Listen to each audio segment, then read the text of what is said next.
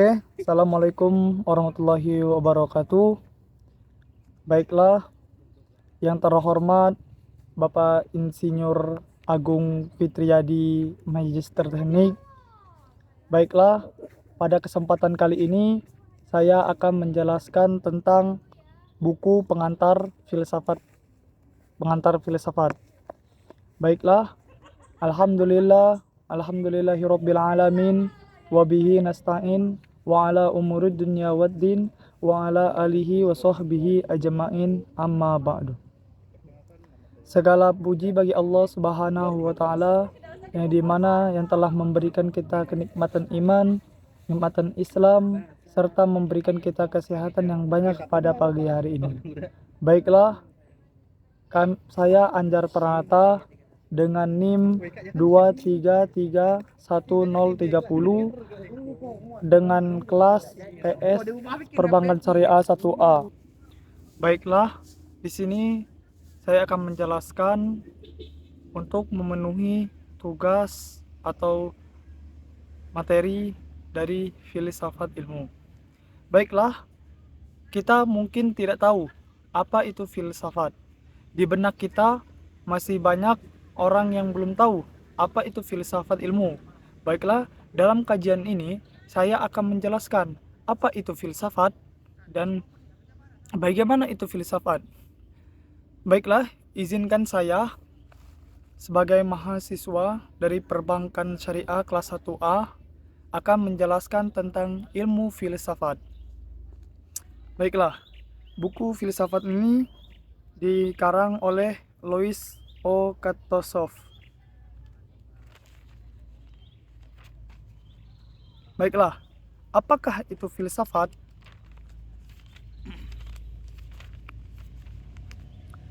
Banyak orang mengatakan bahwa filsafat tidak membuat. Ucapan ini sepenuhnya benar. Filsafat tidak memberi petunjuk-petunjuk untuk mencapai taraf hidup yang lebih tinggi. Juga tidak melukiskan teknik-teknik baru untuk membuat bom atom. Sebenarnya, jika di dalam filsafat ada mencari jawaban yang terakhir terhadap persoalan yang Anda hadapi, yakni jawaban yang disepakati oleh semua filsuf sebagai hal yang benar, maka Anda akan kecewa dan bersedih. Setelah lama mempelajarinya, Anda dapat mulai menyusun suatu sistem filsafat yang di dalamnya Anda dapat menempatkan persoalan-persoalan yang Anda hadapi dan memberikan jawaban yang kiranya sah.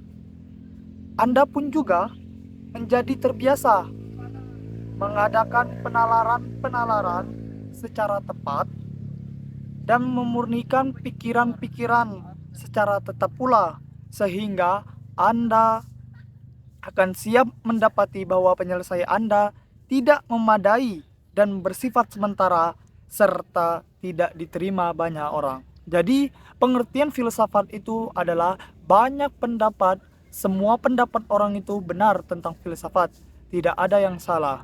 Jadi, pengertian filsafat, semua jawaban adalah benar. Filsafat tidak membawa kita kepada pemahaman dan akan membawa kita kepada pemahaman dan tindakan yang benar. Jadi, contohnya, meskipun filsafat tidak membuat roti, namun filsafat dapat menyiapkan tungkunya, menyisihkan noda-noda dari tepungnya, menambah jumlah bumbunya secara layak, dan mengangkat roti itu dari tungku pada waktu yang tepat. Secara sederhana, hal ini berarti bahwa tujuan filsafat ialah mengumpulkan pengetahuan manusia sebanyak mungkin dan menerbitkan serta mengatur semua itu dalam bentuk yang sistematis. Jadi, filsafat itu adalah mengumpulkan semua pendapat kita. Contohnya, kenapa semut bisa di ruang GSG? Banyak pendapat. Jadi seluruh orang kita tanya, contohnya pendapat kita seperti semut ada di GSG.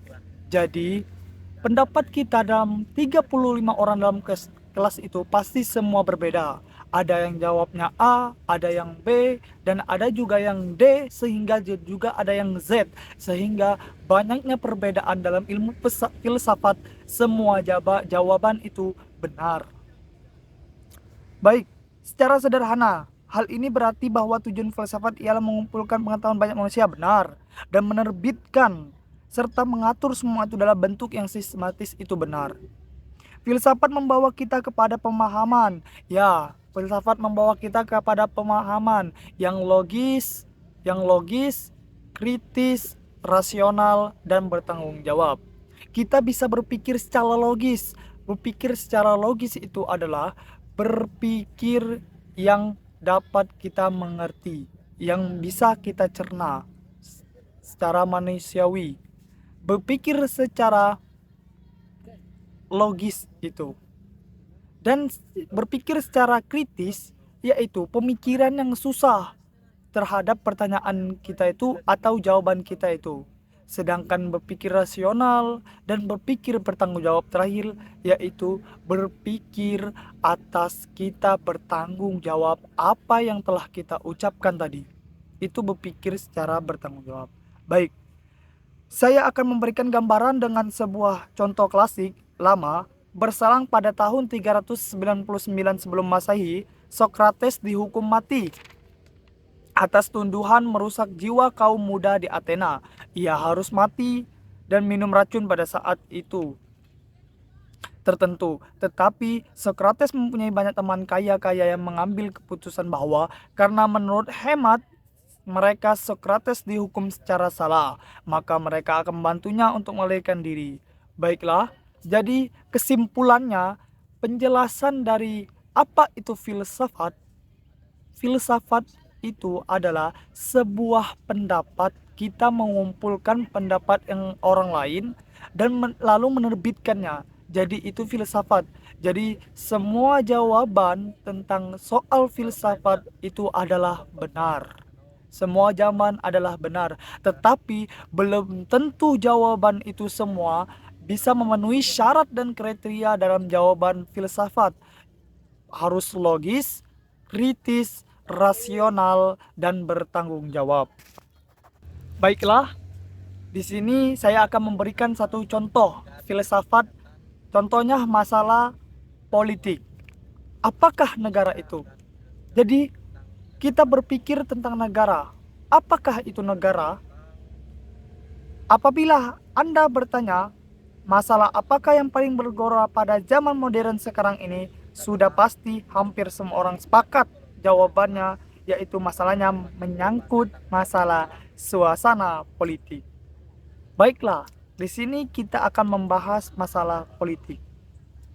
Jadi, istilah demokrasi atau nazisme atau istilah genusnya fasisme dan komunisme menyangkut suatu paham tentang negara dan masing-masing dapat diasosiasikan dengan suatu nama tertentu. Demokrasi mengingatkan kita kepada nama Thomas Jefferson. Nazisme kepada Adolf Hitler, fasisme kepada Benito Mussolini. Sebelum bab ini selesai, kita pahamkan dulu baik-baik apa yang dimaksudkan dengan istilah-istilah dan jawaban-jawabankah apa yang dikemukakan oleh ideologi-ideologi yang kita sebut tadi terhadap pertanyaan-pertanyaan itu. Jadi, faedah kita berfilsafat adalah mencoba menunjukkan kepada Anda istilah-istilah pokok, metode-metode, dan masalah-masalah pokok. Jadi, dalam buku pengantar ini, pengantar ke alam filsafat, kita belajar untuk mencari istilah-istilah pokok, metode-metode, masalah-masalah, dan penjelasan yang dipergunakan oleh para filsuf. Filsuf itu siapa? Orang yang berfilsafat. Orang filsafat. Bagi sebagian orang, suatu pengantar ke alam filsafat sering mengesankan adanya rangkaian masalah yang tiada berhubungkan dan tetap tidak terselesaikan sepanjang zaman.